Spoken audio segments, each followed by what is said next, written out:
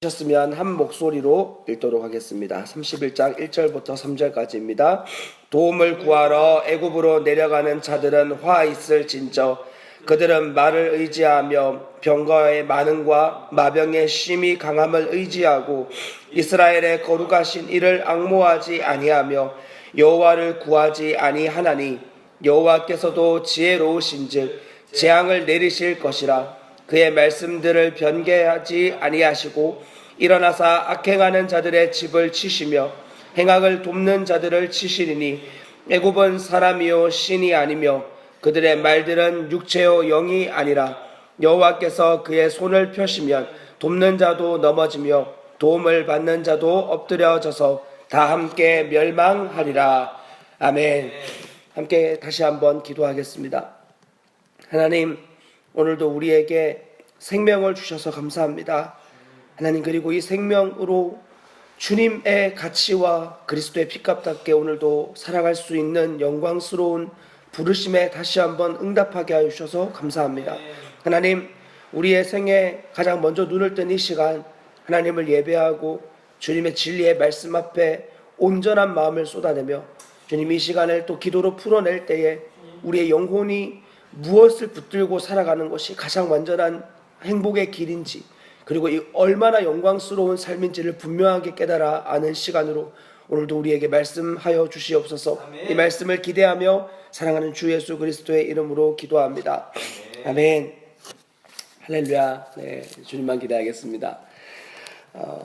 예전에 어린이 사역을 할 때 저희 교회에서 저희 교회 그 출석 인원이 한 600명 정도 되어졌던 교회였습니다. 거기에서 추수감사절에 총동원 주일을 일반적인 교회에서 많이 하거든요. 이제 그때 아동부 그리고 교회학교 전체가 제 기억으로 한 200명 정도 되어지던 인원이었어요. 유치부부터 유초동부, 청소년부, 청년부까지 해서. 네, 그 200명 되어지는 인원에게 교회에서 할당량을 주었던 숫자가 400명이었습니다.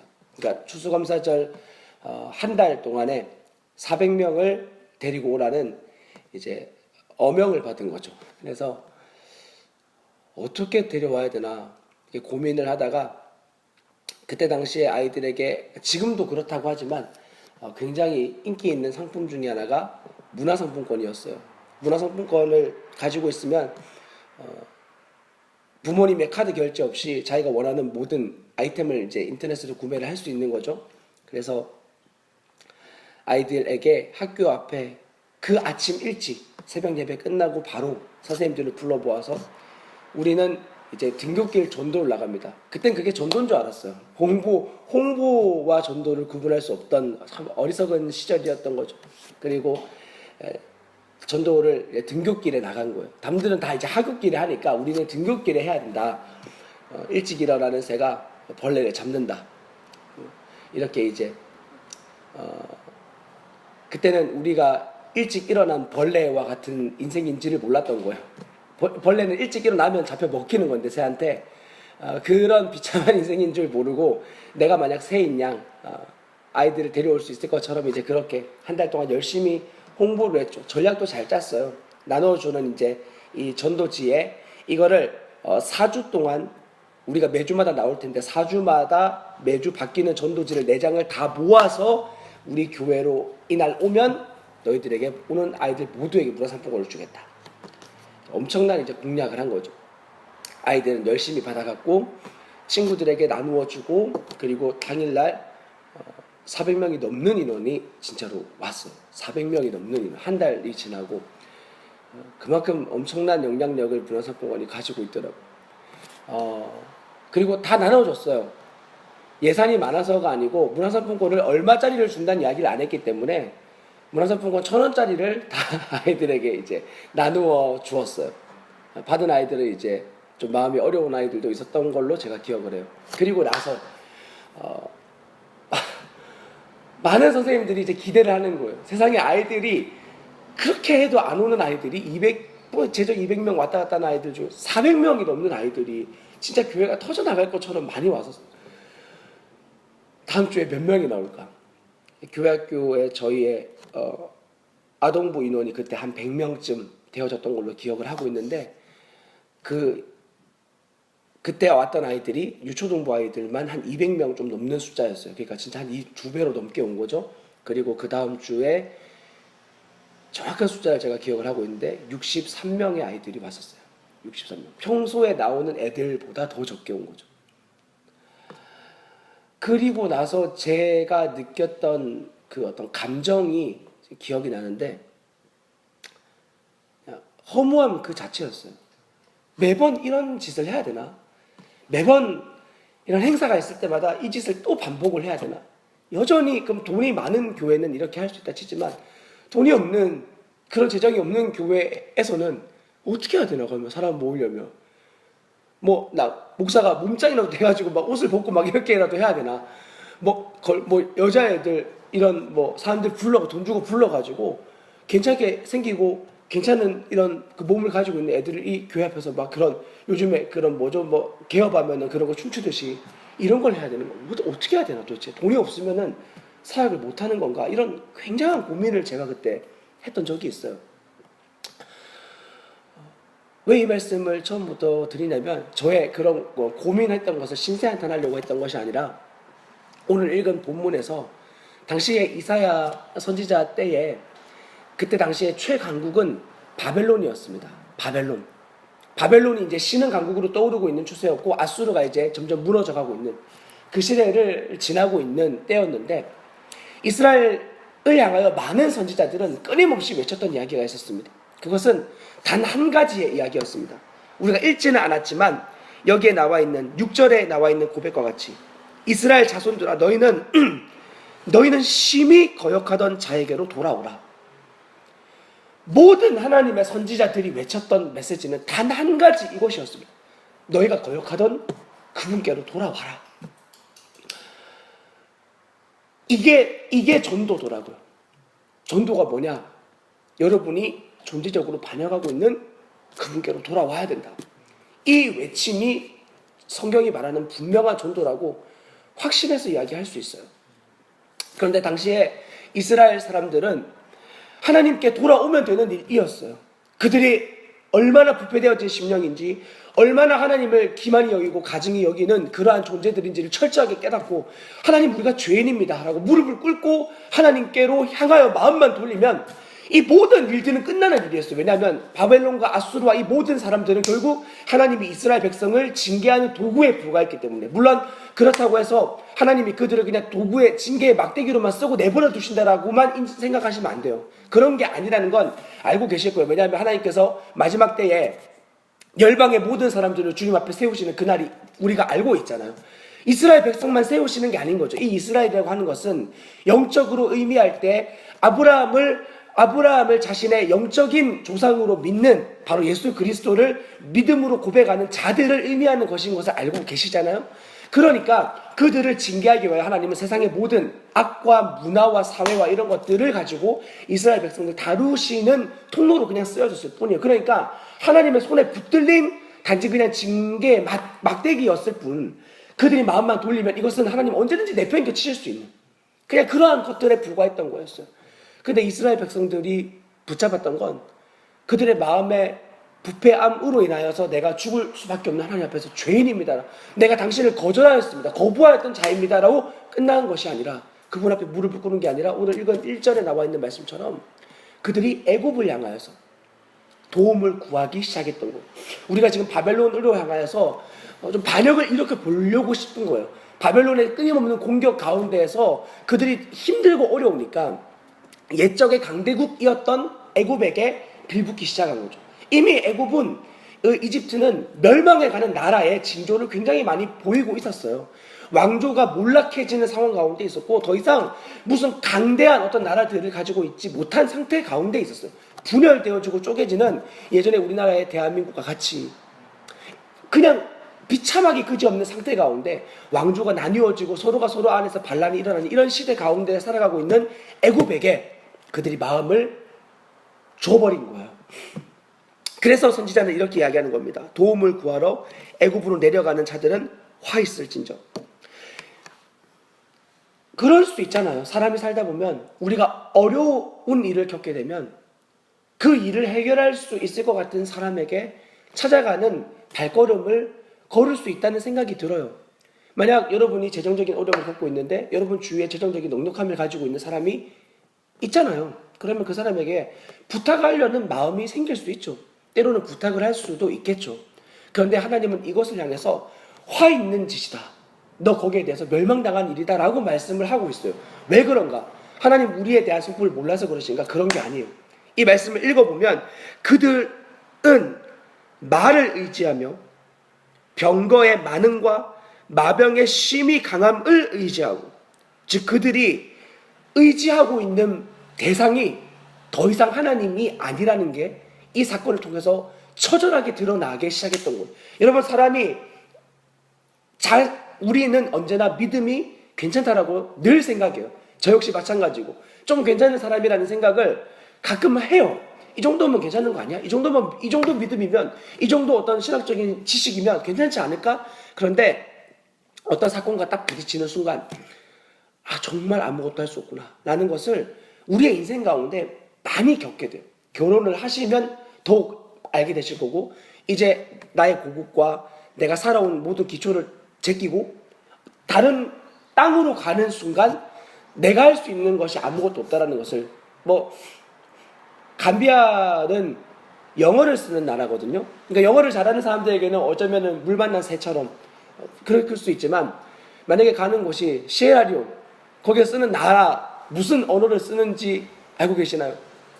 네, 그러니까 외국어, 거기에서 공용으로 쓰고 있는 외국어, 그 나라가 어느 나라의 지배를 받았었는지는 제가 잘 모르거든요. 중요한 사실은 내가 영어를 잘하지만 거기서 만약 프랑스어를 쓴다 그러면 전혀 통용 자체가 안 되는 거예요. 제가 세네갈과 감비아 국경 사이에 지나간 적이 있었는데, 국경에 딱 서 있는 순간 희한하죠. 감비아 국경을 딱 지나면 그 바로 국경에서 서로 이렇게 우리 한국인에게 물건을 파는 아이들이 쓰는 말 자체가 아예 달라져요. 이 국경을 하나를 두고. 굉장히 충격이었어요. 똑같은 흑인인데 쓰는 말이, 여긴 프랑스어, 여기는 영어인 거예요. 물론 저는 영어도 잘 못하고 프랑스어도 잘 못하니까 가서 이미 정말 나는 주님 나라에 아무런 도움이 되지 않는구나 라는 것을 이미 처절하게 깨달은 상태였지만, 중요한 건 이것입니다. 그들이 의지하고 있는 대상이 무엇인가? 사람은 어려운 상황에 부딪히면 내가 의지하는 게, 내 속에 있는 게 분명하게 드러나요. 그래서 주님이 때로는 우리를 시험대로 밀어내시는 거예요. 왜냐하면 우리의 마음에 있는, 나도 모르게 어쩌면 자리 잡고 있는 그 중심이 드러나야 우리가 의지해야 될 유일한 하나님 앞으로 엎어지게 되니까. 우리는 너무 이 죄의 관성에 너무 많이 찌들어 있어서 하나님의 은혜를 주시지 않으면 끊임없이 우리가 하나님을 의지하고 있다고 생각하고 있고, 그리고 그 의지하는 대상을 늘 추구하고 있다고 자꾸 착각을 해요. 하나님 당신의 그 완전하신 사랑으로 우리의 지금 중심을 가장 꿰뚫어 보실 수 있기 때문에, 그분이 사랑하시기 때문에 우리를 그 자리로 밀어내시는 거예요. 그리고 능력이 없는 어느 부모들처럼 밀어내놓고는 책임지지 못해서 그 아이를 죽음에까지 넘겨버리는 이런 어리석음을 범하시는 분이 아니라, 심지어 우리를 잡아삼키려고 하는 사단의 그 악한 권세까지도 하나님 손아귀에서 움직이고 있는 것을 주님이 알고 계시기 때문에 그런 것들을 때로는 허락하시는 거죠. 이스라엘 백성들은 이 하나님에 대한 완전한 신뢰를 스스로 부인해버린 상태 가운데 있었던 거예요. 그들은 여기에 나온 표현처럼 말을 의지하고 병거의 많음을 의지했고 마병의 심히 강함을 의지하고 이스라엘의 거룩하신 이를 앙모하지 아니하며 여호와를 구하지 아니하나니 라고 하는, 결국 그들의 마음의 중심에 어쩌면 창세기를 지나서 지금 이 시간이 오기까지 끊임없이 하나님께서 율법을 통해서 말씀하셨던, 너희 오직 여호와 하나님만을 구해라, 너희의 마음의 중심에 오직 하나님의 말씀과 그분을 경외하는 마음만을 품어라, 너희의 사랑하는 자녀들에게 이것을 가르쳐라, 너 때를 얻든지 못 얻든지 하나님의 말씀을 너희가 가르쳐라. 즉 그분의 말씀을 가르친다는 건 그분의 존재를 가르친다는 의미와 같은 뜻이잖아요. 그죠? 제 아이가 저의 말을 이해한다는 건 저의 존재를 의미하는 것과 같은 뜻인 거예요. 말이라고 하는 건 그 사람의 본성과 존재를 담고 있는 어떤 힘이에요. 물론 우리는 우리의 말을 가식과 거짓으로 포장할 수 있는 굉장히 강력한 능력을 가지고 있죠. 그러나 시간이 지나면 그것이 혼란에 혼란을 더하게 되고 결국은 혼란의 수렁 가운데 빠져버리게 되는 일들을 아마 우리를 포장하면 포장할수록 그런 일을 많이 겪어보셨을 거예요. 빛 가운데 들어갈 때 얼마나 그것이 비참했는지, 난 좀 이런 사람인 것처럼, 이런 사람으로 보여야 되는 것처럼 했던 모든 것들이 빛 가운데 드러나게 되었을 때 얼마나 이것이 부끄럽기 짝이 없었는지, 그리고 또한 얼마나 그것이 다행이고 영광이었는지, 더 이상 그 수렁 가운데 거하지 않게 되어서 나의 실체가 철저하게 드러나면 드러날수록 이것이 얼마나 기쁨이었는지를 더욱 경험하게 되었던 적이 여러분들에게도 있으시잖아요.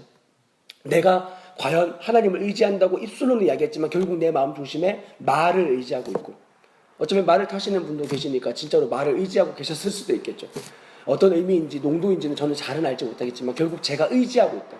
하나님보다 나의 어떤 신학적 소견을 의지하고 있고, 하나님보다 결국 나의 어떤 부모님의 어떠한 것을 의지하고 있고, 하나님을 믿는다고 하지만 그분의 전능을 믿는다고 하지만 결국 나의 경험과 나의 이 수단을 벗어나지 못하는 것을 사람들을 보면서 원래 그런 거야, 다 그런 거 아니야, 남들도 저렇게 신앙생활 하잖아 라고 포장해버리는, 하나님을 믿는다고 하지만 한 번도 하나님을 믿어본 적이 없는 이러한 삶을 살고 있는 것은 아닌지 우리는 철저하게 주님의 말씀 앞에 다시 한번 점검해봐야 됩니다. 아니, 믿음으로 잘 달려가는 사람일수록 더욱 점검해봐야 됩니다. 왜냐하면 다윗이 밧세바를 간음하고 나서 그 범죄한 것을 왜 고백하지 못했을까라고 생각했을 때 이유는 단 하나였어요. 자기가 이스라엘의 왕이요 하나님의 친구와 같은 그러한 사람으로 불려지고 있었던 바로 그 타이틀. 다른 사람들이 볼 때 저 사람은 하나님의 사람이지라고 불려졌던 바로 그 타이틀이 죄 앞에서 하나님 앞에 정직하게 반응하지 못했던 굉장히 위험했던 것이 되어지는 순간이었어요. 저는 지금도 목사고 예전에도 목사예요. 어쩌면 목사라고 있는 타이틀, 복음을 만난 사람이라고 하는 이 타이틀이 주님 앞에 정직하지 못하게 반응하는 굉장히 위험한 말과 병거가 되어질 때가 얼마나 많이 있는지 몰라요. 여러분들에게도 정직하게 나누고 있지만 저희 가정 안에서는 더욱 치열해요. 왜냐하면은 끊임없이 저희 자녀는 아직 잘 모르니까 저희 아내는 저를 향해서 늘 증인으로 바라보고 있고, 그리고 거기에 대한 나의 연약함과 부끄러운 모습이 드러날 때 보이고 싶지 않은 거예요. 말은 늘 이렇게 이야기하죠. 아내에게 실망시키고 싶지 않아. 아내를 마음 아프게 하고 싶지 않아. 교인들이 있으면 교인들의 마음을 어렵게 하고 싶지 않아. 저 사람은 복음을 잘 모르니까 난 저 사람에게는 정직하게 나누고 싶다. 저 사람의 영혼이 상처를 받으면 어떻게 라는 이러한 핑계들로 얼마나 많이 나의 이러한 것들을 감추기 급급했는지, 결국 내가 가지고 있는 지위, 권력, 사람들이 바라보는 시선, 이런 거에 대해서 어느 순간 하나님보다 더욱 매여버린 이런 인생이 복음을 만난 자에게 더욱 위험할 수 있는 거죠. 여러분, 그래서 주님이 오늘 우리에게 다시 생명을 주신 거예요. 우리가 정말 의지해야 될 대상과 정말 붙잡아야 될 것이 무엇인지를 하나님은 오늘도 우리에게 마치 어쩌면 잔인한, 잔혹한 어떤 시험을 주는 존재와 같이 우리를 그 수렁 가운데 밀어넣는, 아무리 기도도 응답되어지지 않는 상황 가운데 거하는 그러한 분처럼 느껴지는 때가 있을 거예요. 그러나 주님은 절대 그런 분이 아니신 거죠. 여러분, 믿음으로 취하셔야 되는 거예요. 너희는 너희가 거절하던 바로 그 분께로 마음을 돌려라. 여러분, 우리의 오늘 하루에 살아가는 삶 가운데서 많은 부분들이 주님이 기뻐하지 않는 영역들이 나타날 때, 칼빈은 이렇게 이야기했습니다. 여러분, 마음속에 음란이 솟아오를 때 그때마다 무릎을 꿇고 주님께 간구하라고. 솟아나올 때마다 얼마나 많은 시간을 무릎을 꿇어야 될까요? 무릎 연골이 사라질지도 몰라요. 오늘 하루 시간 가운데만이라도 해보라는 거예요. 그 무릎을 꿇고 주님께 구해보라는 거예요. 그러면 주님 반드시 도우신다는 거죠. 근데 우린 하지 않아요. 참 신기하죠. 답을 다 알아요. 우린 어떻게 하면은 주님 앞에 설 수 있는지에 대한 답을 모르는 게 아니에요. 주님을 의지하고 싶지 않은, 여러분, GNA에 만약 가시게 되면, 사관학교에 가시게 되면 우리가 철저하게 깨달아지는 놀라운 것 중에 하나는, 복음 앞에 섰을 때 여러분 어쩌면 난 하나님이 필요한 자, 난 주님이 정말 필요해요 라는, 주님 저의 이런 십자가 다 드러났고 저는 당신의 십자가밖에 없어요 라는 이 자리에 그 농도에 머물러 보셨다면, 사관학교를 통해서 주님이 저에게 개인적으로 보여주셨던, 알게 해주셨던 것은 나는 절대로 주님의 십자가를 내 의지로는 받아들이려고 하지 않는 자. 주님이 십자가에서 나와 함께 죽으시려고 할 때 나는 오히려 그분이 십자가에 달리는 것을 끝까지 붙들고 하지 말라고. 당신이 왜 나를 향해서 그런 일을 하냐고. 거절하고 모욕하고 침뱉고 저주하던 바로 그러한 자라는 것을.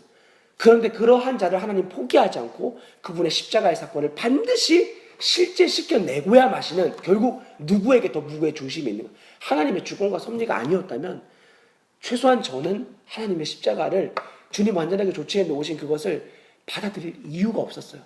전적인 하나님의 은혜였었어요. 끝까지 내가 가지고 있는 말과 병거와 군사와 능력을 의지할 수밖에 없었던 자였어요. 저는 그랬어요.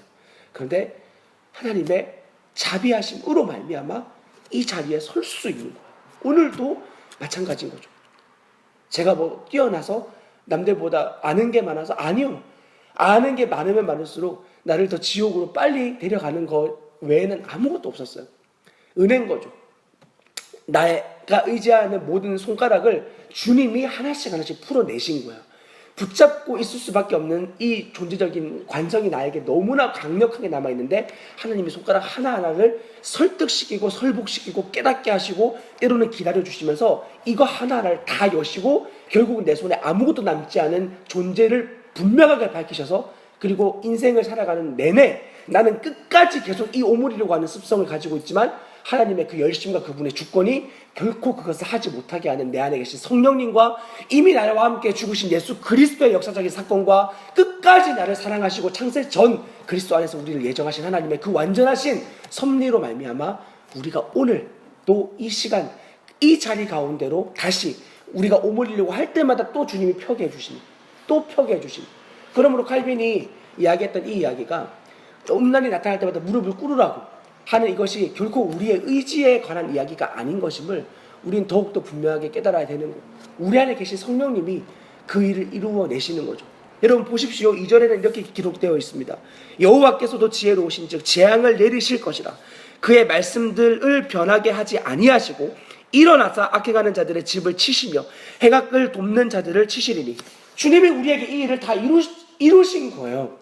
여러분 복음 만나고 여러분의 삶의 대가 지불하는 삶이 만약에 실제적으로 이루어졌다면 여러분 정말로 이와 같은 일들이 여러분 삶 가운데 이루어졌잖아요. 주님 완전하게 여러분의 것들을 다 허물어 내셔야만 그분의 완전한 그리스도의 기초의 돌을 세워 나가실 수 있는 거예요. 터가 여전히 내 안에 말과 병거와 이런 것들의 터에 내 것이 아주 홀이라도 남아있는데 주님의 완전한 기초의 반석에 집을 어떻게 온전하게 세우겠으며 세운들 그거 어떻게 누릴 수가 있겠어요? 두 가지의 기초 외에는 없는 거예요. 반석 위에 집을 짓든지 모래 위에 집을 짓든지. 99% 반석 위에 있다가 1%만 모래 위에 집을 지었다. 만약 그런데 그 1%의 자리에 이 집의 주춧돌이 거기에 만약에 올라가 있다면 지진이 일어나거나 풍랑이 일어나면 끝나는 거예요. 여러분 그런데 하나님께서 그러한 모든 터들을 그리스도 안에서 완전하게 허물어내시고 그리고 그것을 너희가 정말 믿는다면 우리의 삶의 모든 대가를 그것으로 말미암아 지불하며 나아가는 거죠. 그 진짜면 너에게 그게 실제면. 그러니까 이 믿음의 싸움은 영단번에 승리한 것이지만 우리의 삶 가운데 주님이 기억나게 하실 때마다 치열하게 싸워 나아가야 되는 싸움인 것을 결코 잊지 마셔야 됩니다. 어제 우리가 함께 이 앞에서 복음을 나누는 시간을 가졌습니다. 어제와 같은 자리에서도 역시 마찬가지입니다. 모두가 다 복음을 나누었습니다. 저 역시 저기에 있는 놀이터에서 거기에 있는 몇몇 사람들이 있지 않았거든요. 상관없었어요. 왜냐하면 내가 나누는 복음은 세상을 향해서 외치는 복음이지 단지 사람의 들으라고 외치는 복음이 아니에요. 여러분 어제 복음을 나누실 때 사람들이 듣지 않아서 좀 아쉬우셨습니까? 상관없습니다. 세상이 여러분의 복음을 듣고 있습니다. 모든 피조세계가 여러분의 그 복음을 바로 그 시간에 너무나 갈급하게 듣고 있었습니다. 이 앞에 있는 가로수들이 그 복음을 바로 듣고 싶어 했고 이 앞에 있는 아파트와 모든 건물들이 바로 그 복음을 외치는 자의 소리를 그토록 갈구하고 있었고 그냥 눈에 보이지도 않는 이런 만물의 그 개미와 같은 작은 그런 아주 세포화처럼도 여겨지지 않는 그러한 모든 피조세계들이 여러분의 그 복음이 선포되어질 때 온 세계가 지축을 흔들며 이 복음을 듣기를 그토록 갈망했던 것입니다. 만물이 그토록 원하는 것은 하나님의 자녀들이 나타나는 것이니 하나님의 아들들이 나타나는 것이니, 이 구절을 로마서에서 읽어보신 적이 있으십니까? 바로 그 존재가 나타나기를 그토록 원했던 겁니다. 저는 우리의 사랑하는 이 건물로서의 교회가 단지 그냥 스쳐 지나가는 그런 곳이 아니라 이 대전 땅을, 아니 우리의 나라를 지축을 흔들 수 있는 그런 복음의 용사들이 세워지는 그러한 전초 기지로 주님이 정말 세우시기를 간절히 기도하고 있습니다. 우리가 원하는 것은 말과 병거를 의지하는 그런 나약한 그리스도인들이 아닙니다. 여전히 돈의 노예가 되어져 있고, 사람이 주는 그런 어떤 눈에 보이는 헌금에 마음이 온팡 쏟아져가지고 그거 없으면 마치 죽을 것처럼 여겨지는. 그래서 프랑스 신부였던 사를르트 푸쿠가 했던 이야기 중에 하나가, 그리스도인들이 하나님을 믿는 그리스도인들이 정말로 하나님을 믿는가라는 질문을 던진 거예요. 하나님을 믿는 그리스도인들이 정말 하나님을 믿는가? 여러분, 참 놀라운 반증이 아닙니까? 우린 다 하나님을 믿는다고 고백합니다. 그러나 진짜 우리의 삶의 영역에서 주님을 신뢰하고 있습니까? 아내와의 관계에서, 부모님과의 관계에서, 목회자와의 관계에서, 어떤 사람 누구를 만나든 팀들과의 연합되어진 관계에서 그리스도를 주로 고백하며 나아가고 있습니까? 어제는 저희 팀으로 왔던 아이들이 이제 돌아가는 시간을 가지게 되었고, 돌아가기 전 아이들이 저녁을 맛있는 걸 먹는다고 해서 이제 한 지체분과 함께 차를 이렇게 대절해서 같이 가는 시간을 가지게 되었습니다. 그런데 시간이 다 됐는데 선생님들이 안 나오는 거예요. 다른 아이들은 다 밖에 나와 있는데. 이상하다 그래가지고 먼저 들어와 봤는데 한 아이가 울고 있었어요. 선생님이 그 아이를 위로하고 있었고, 아내를 찾아가서 무슨 일이냐 물어봤는데 여자아이였는데, 저희 교회 화장실이 이제 남녀 공용이잖아요. 기도하셔야 돼요. 화장실이 분리되어지도록, 좀 아이들이 좀 편하게 좀 일을 볼 수 있도록. 이번 일을 겪으면서 정말 주님, 우리의 필요를 가장 잘 아시는 주님께서 이 일을 통해서 또 주님 마음으로 좀 이 일을 구할 수 있도록, 우리의 단지 먹고 마시는 이유 때문이 아니라 저희는 하나도 안 불편하거든요. 근데 이 아이가 울고 있는 이유가 뭐냐면, 마침 그 아이가 이제 큰 일을 보고 있는데, 마침 그때 또 하필 많은 아이들이 여기서 놀다가 갑자기 또 화장실로 다 이렇게 가는 거예요. 그런데 어떤 이유인지 모르겠는데 이제 큰 일을 보고 굉장히 냄새가 이렇게 많이 났었나 봐요. 아이들이 이제 짓궂잖아요. 어른들은 체면 때문에도 그런 말 안 하고 그냥 이러고 그냥 뭐 나가든지 환기를 시키든지 이러고 가는데, 아이들이 냄새 난다고 막 이제 소리를 지르고, 이제 누구냐고 막 이제 자기들끼리 추궁을 하고, 결국은 그 아이가 거기 있었던 것을 이제 놀리듯이 이렇게 이야기를 한 거죠. 그 아이의 영혼에 굉장히 큰 상처가 되었던 거예요. 선생님, 저희 아내도 너무 이제 분노를 하고 있고, 지들은 똥 안 싸냐 이러면서 막 이제 막 분노를 하고 있고, 막 선생님도 너무 어렵고, 한 선생님이, 남자 선생님이 이제 아이를 계속 달래는데 아이가 전혀 울음을 그칠 기색을 하지 않는 거죠.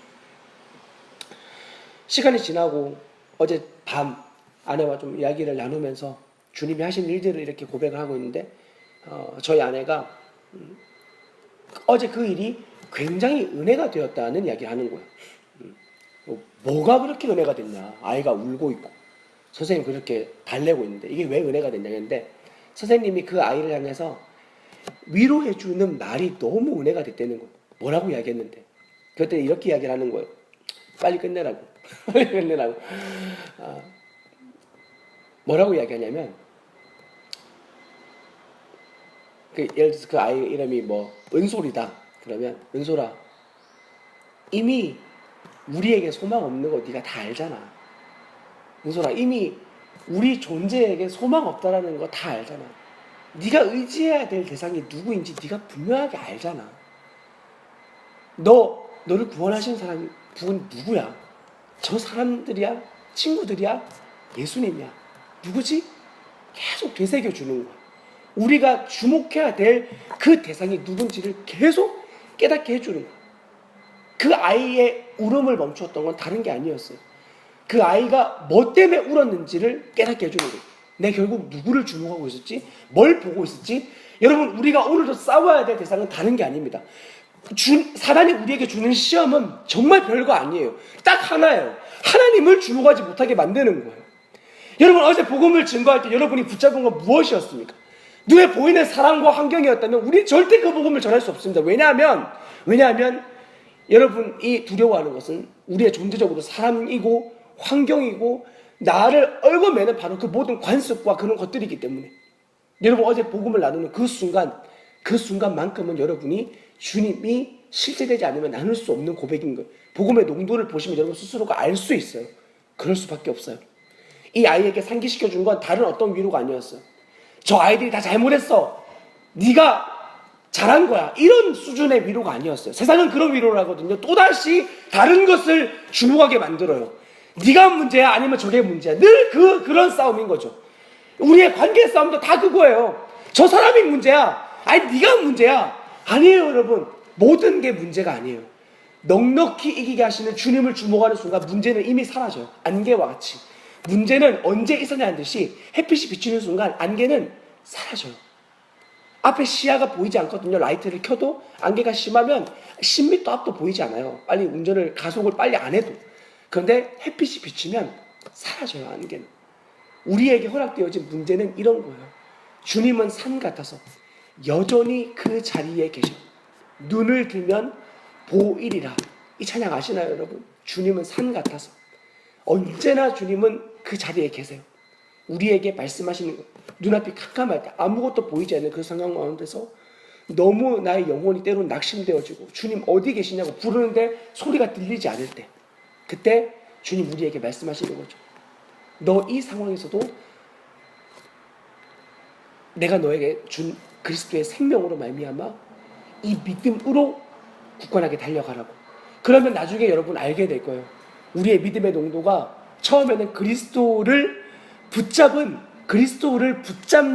복음 앞에 처음 섰을 때 그 믿음을 처음 써봤는데, 시간이 지나면 지날수록 이게 내가 믿음을 쓴 게 아니라 주님이 우리에게 주신 은혜로 말미암아 내가 이것을 썼다라는 것을 알게 되어질 것이고, 그리고 더 영광 가운데 나아가면 내가 주님이 주신 이 믿음을 이 땅 가운데에서 이제는 나의 이 병든 의지가 아니라 나의 완전하게 새롭게 되어진 의지로 말미암아 주님이 기뻐하시는 것을 누리게 되어지는 이러한 믿음으로 자라나게 되는 것을 여러분 점점 경험하게 되실 거예요. 주님은 이 일을 위해서 우리에게 말씀하시는 거예요. 눈에 보이지 않는 하나님이 누려지지 않을 때 분명히 내가 이렇게 기도하면 주님 말씀하셨는데, 그런데 점점 그러한 일들을 겪게 되면 어느 순간 나의 믿음에 굳은 살이 배기기 시작하는 거죠. 웬만한 사단의 공격에는 흔들리지 않는, 또 그거야? 야, 또 흔들어봐, 또 시험해봐. 저희 아이와 많은 상황들을 통해서 우리의 믿음을 끊임없이 흔드는 사단, 지금도 또 여전히 흔들고 있잖아요. 뭐 어쩌라고, 상관없다 이거예요. 여러분, 그리스도인은 이런 사람들입니다. 저 역시 마찬가지고 여러분들이 오늘도 세상에 나아가서 여러분들이 살아온 삶의 모든 과정 가운데 고통과 아픔과 어려움과 이런 많은 일들이 있었던 것은 참 안타까운 사실이지만, 그래서 뭐 어쩌라고, 그냥 이것을 포기해버리는 세상이 주는 그런 허무주의와 이런 것에 매여 있는 그러한 것이 아니라 그리스도로 말미암아 그런 예전에 나의 고통과 어려움과 상처와 나를 얽어매고 있는 이 모든 것들이, 그래서 뭐 어쩌라고, 내가 주님과 함께하고 있는데 어쩌라고, 나의 마음을 흔들 거야? 네가 나의 마음을 흔들겠다고? 내가 주님과 함께하고 있는데. 사단은 공격할 거거든요. 야, 너 지금 주님 못 누리고 있잖아. 야, 너 어제 그렇게 넘어졌잖아. 너 오늘 아침에 또 그런 실수했잖아. 상관없다 이거야. 주님 나와 함께 하시는 건 실제니까. 그분의 징계를 받겠더라도 난 주님과 함께 하겠다라는 바로 그 담대함을 세상은 보고 싶은 거예요. 주님도 마찬가지고 여러분도 이거를 누리는 게 바로 믿음의 삶이에요. 그래서 믿음의 삶은 완전하고 영광스러운 삶이에요. 여러분, 오늘 주님이 펼쳐놓으시는, 어쩌면 우리에게는 볼 수 없는, 오늘 하루가 끝나는 내내 잠드는 시간까지 안개와 같은 것에 덮여있는 시간일지도 모르겠어요. 그러나 여러분 낙심하지 마십시오. 주님은 산 같아서 여전히 여러분 함께 계시고 그리고 뿐 아니라 여러분의 그 믿음을 강화시키는 그러한 도구로 오늘도 사단과 여러분의 주위의 사람과 가까운 여러분의 부모님과 자녀들과 모든 것들을 통해서 바로 우리의 이 믿음을 강화시키는 놀라운 자리로 오늘도 주님이 가장 선하신 손길로 우리를 인도하시고 계실 겁니다. 인도하십니다. 계실 겁니다라고 하는 이런 이런 단어를 쓸 수 없죠. 계십니다. 계시고 이끌고 있습니다. 그 가운데에서 주님이 하심을 누리는 우리의 삶이 되시길 주님의 이름으로 간절히 부탁을 드립니다. 기도하겠습니다. 하나님, 애굽은 사람이요 신이 아니며 그들의 말들은 육체요 영이 아니라 여호와께서 그의 손을 펴시면 돕는 자도 넘어지며 도움을 받는 자도 엎드려져서 다 함께 멸망하리라. 주님, 아멘입니다. 주님, 이 땅에 있는 모든 것들은 다 사라지게 될 것입니다.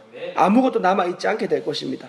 우리가 의지하고 우리가 관심 가졌던 수많은 권력과 그리고 명예와 지위와 돈과 우리의 외모와 그 모든 것들까지도 다 사라져 버리게 될 것입니다. 주님, 그때 우리가 정말 의지하고 있던 것이 무엇인지 이 땅 가운데 더욱 밝히 드러내 주십시오. 하나님, 우리가 이 땅을 살면서 정말 주님만 사랑했노라고, 주님만 사랑했노라고. 하나님, 오늘 하루가 저물어지는 그 순간 주님, 아무 말씀하지 않으셔도, 주님 우리에게 어떤 초자연적인 기적을 보여주시지 않으실지라도 주님만 사랑했노라고. 하나님, 오늘 이 하루가 저물어지는 시간에 이르기까지 끝까지 이 믿음이 굳건하여지는 시간으로 이 믿음을 넓혀주시고 계신 하나님의 선하신 손길을 끝까지 신뢰하며 나아가겠습니다. 주님, 우리를 구원하신 주님께서 결코 우리를 포기하실 수 없고 우리를 완전케 하시는 그 자리에 이르기까지 한 번도 우리를 놓으신 적 없고 우리의 관심을 끄신 적 없으신 하나님의 선하심을 찬양합니다. 주님, 그래서 우리는 오늘도 주님만 의지하겠습니다. 예, 주님, 모든 상황 가운데 우리를 허락해 주십시오. 그 상황 가운데서 우리의 믿음이 우리에게 허락하여 주신 이 믿음으로 말미암아 세상을 넉넉히 이기며 세상 가운데 수렁에 빠져 허덕이고 있는 그들에게까지 이 복음을 담대하게 증거하며 그들을 이 영광스러운 자리로 주님 초대하며 나아가겠습니다. 오 주님, 주님이 이 일을 이미 이루셨고 이 일을 누리게 하실 것을 기대합니다. 하나님, 그런 완전한 그 영광스러운 하루로 초대하여 주셔서 감사합니다. 주님, 당신이 마음껏 인도하시는 대로 믿음의 발걸음 옮기며 영광을 누리는 삶으로 우리를 인도하여 주시옵소서. 이미 승리하신 주님을 찬양하고 그리스도의 이름으로 기도합니다. 아멘.